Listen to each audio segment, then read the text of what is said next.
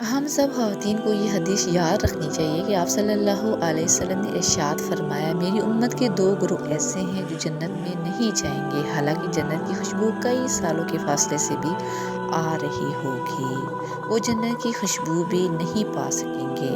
ایک تو مردوں کے بارے میں ہے، یعنی کون سے مرد ظالم حکمران، اور دوسرا عورتوں کے بارے میں ہے، وہ عورتیں جو لباس پہن کر بھی ننگی ہوں، خود مردوں کی طرف میل ہوں اور انہیں اپنی طرف میل کریں۔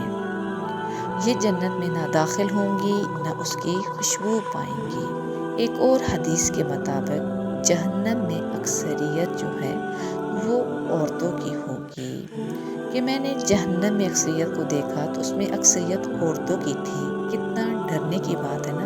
وجہ کئی بتائے گی کہ اپنی زبان کا غلط استعمال کرتی ہیں، شوہروں کی ناشکری کرتی ہیں، ان کے احسانات کو یاد نہیں رکھتی، اور شوہر کے ساتھ اس نے سلوک بھی جنت میں لے جانے والا ہے۔ اور زبان کی حفاظت بھی، اور خاص طور پر لباس کی حفاظت، ایسا لباس نہیں پہننا جسے پہن کر ننگی ہوں، جس میں جسم کا پورا سائز دکھ رہا ہو، اور بریک بھی نہیں پہننا، اور مردوں جیسا بھی نہیں پہننا۔ اگر پہن چکے ہیں تو ایسے لباس کو ڈسکارڈ کر دیں، اللہ کی خاطر چھوڑ دیں۔